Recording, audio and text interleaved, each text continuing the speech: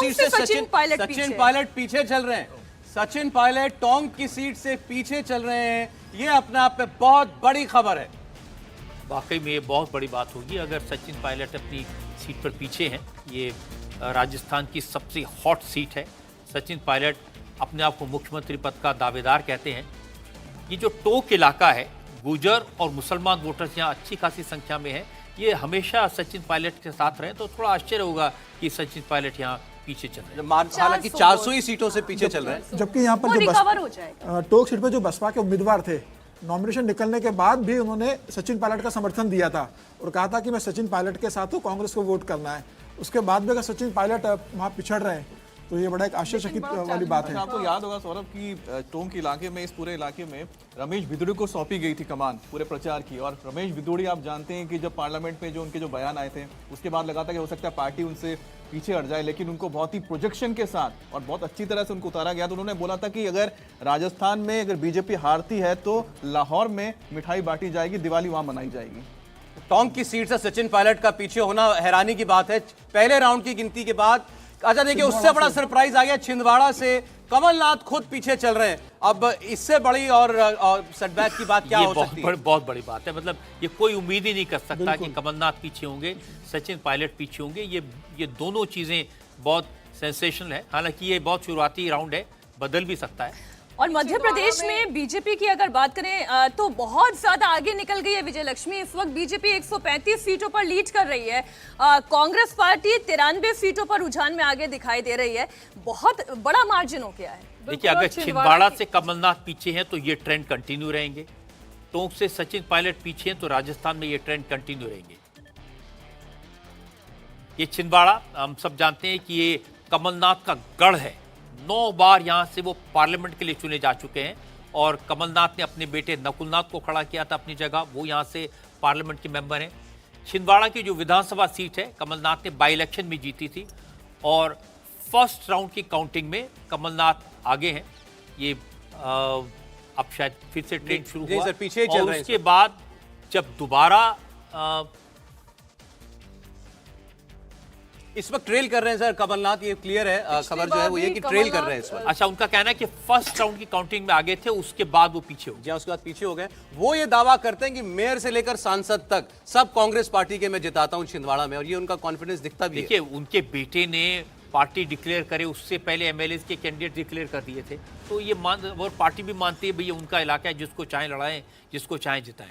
कमल पटेल जो है प्रभारी मार्जिन से, पिछली बार 25,000 के मार्जिन से कमलनाथ जीते थे इस सीट को। और विवेक साहू जो बीजेपी के उम्मीदवार हैं, बीजेपी युवा मोर्चा के वहाँ के डिस्ट्रिक्ट के वो प्रेसिडेंट भी हैं, तो वो काफ़ी कड़ी टक्कर, क्योंकि काफ़ी एग्रेसिवली हम जब गए थे छिंदवाड़ा में तो विवेक साहू भी कैंपेनिंग वहाँ पर कर रहे थे। लेकिन छिंदवाड़ा जो है वो बेस्टन है कमलनाथ का। काफ़ी काम उन्होंने किया। जब वो यूपीए में मंत्री भी थे तब भी वो लोगों से पहले कहते थे कि बताइए छिंदवाड़ा के लिए आप क्या करेंगे, बाकी बातें बाद में करेंगे। तो इसलिए उनका एक बेस्टन उनका माना जाता है। बेटे उनके सांसद हैं।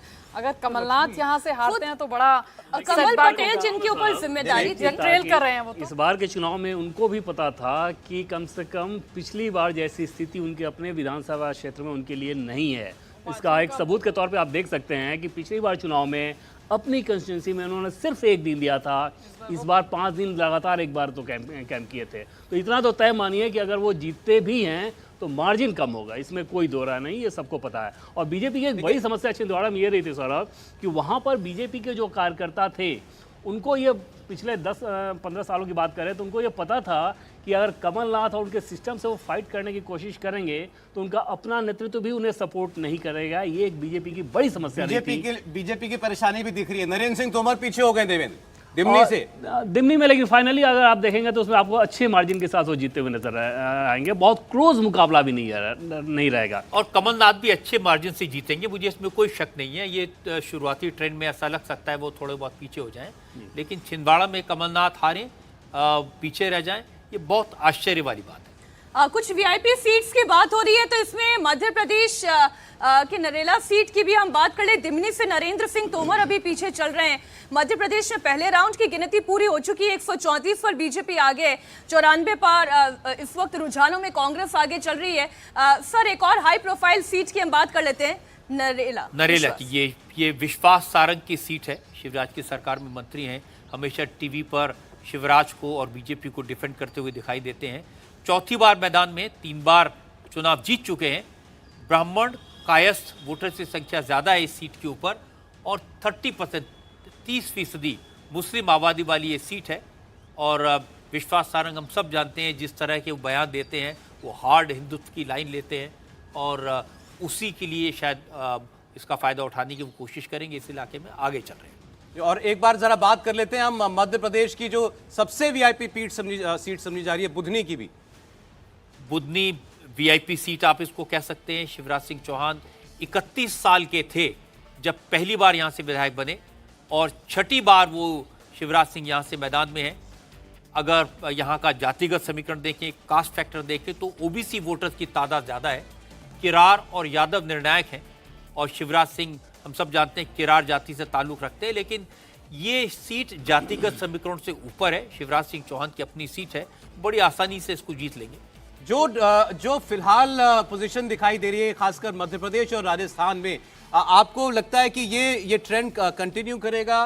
क्लोज मार्जिन से बीजेपी आगे राजस्थान में और मध्य प्रदेश में कंफर्टेबली आगे दिखाई दे रही है कांग्रेस पार्टी से। राहुल जी, देखिए, जहाँ तक राजस्थान का ट्रेंड दिखाई दे रहा है, राजस्थान में मुझे लगता है ये ट्रेंड जो है बिल्कुल जारी रहेगा और राजस्थान में जो है बीजेपी कंफर्टेबल मार्जिन से चुनाव जीतेगी। देखिए, राजस्थान की एक बात और, अगर आप पिछले चुनावों में देखें तो बीजेपी जब जीतती है तो वो बड़े मार्जिन से जीतती है। उसका जो वोट शेयर भी होता है वो काफ़ी डिफरेंस होता है उसमें जब वो जीतती है। लेकिन जब क्लोज फाइट हो जाती है कहीं पे भी जगह, कांग्रेस जब भी जीती कम मार्जिन से जीतती है। बिल्कुल। तो जब क्लोज फाइट कहीं बीजेपी जाती है तो बीजेपी के हारने के या बीजेपी की सीटें कम आने के चांसेस ज़्यादा होते हैं। तो इस तरह का ट्रेंड देखा गया है। लेकिन जहां मध्य प्रदेश की बात है, जैसे अभी हम बात कर रहे थे कुछ रीजन्स की, तो मध्य प्रदेश में जो है मुझे लगता है कि यहाँ कुछ चेंजेस जरूर आपको देखने को मिलेंगे। और नजदीक मुझे ये लगता है कि ये नजदीक होगा चुनाव, क्योंकि जैसे कि रजत जी भी बोल रहे थे कि कमलनाथ अपनी सीट से नहीं हारेंगे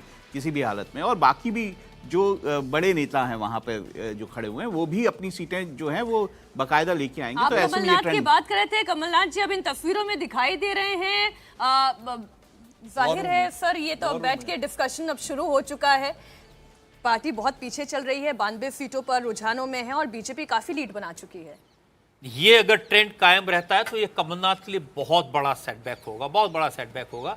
उन्होंने पूरी जान लगा दी थी इस चुनाव को जीतने के लिए और इसे अपना प्रतिष्ठा का प्रश्न बनाया था और उन्होंने इसको बिल्कुल हिंदुत्व के मुद्दे पर बीजेपी के घर में जाकर हनुमान चालीसा के सवाल पर, भगवा ध्वज के सवाल पर उन्हें चुनाव लड़ने की कोशिश की थी।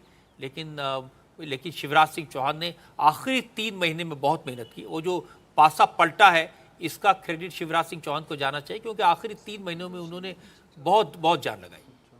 ये देखिए, और कुछ सीटों की खबर है। प्रद्युमन तोमर ग्वालियर से आगे चल रहे हैं, इस वक्त ये खबर आ रही है हमारे पास। और आप राजस्थान में देखिए तो अब लगभग 10 सीटों का मार्जिन ट्रेंड्स में जो है वो दिखाई दे रहा है। और मध्य प्रदेश के अंदर पहले राउंड की गिनती पूरी होने के बाद भारतीय जनता पार्टी कांग्रेस से काफी आगे दिखाई दे रही है। 137 सीटों पर आगे चलती हुई 92 सीटों पर कांग्रेस पार्टी इस वक्त आगे चल रही है। लेकिन नरेंद्र सिंह तोमर केंद्रीय मंत्री अपनी सीट पर फिलहाल पीछे चल रहे हैं।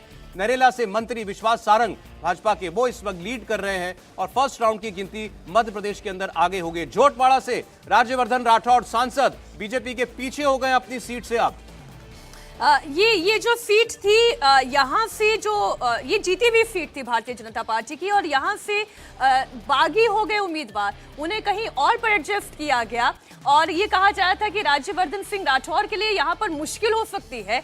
3000 वोट से इस वक्त पिछड़ते हुए नजर आ रहे हैं झोटवाड़ा सीट से राज्यवर्धन सिंह राठौड़। बिल्कुल, राज्यवर्धन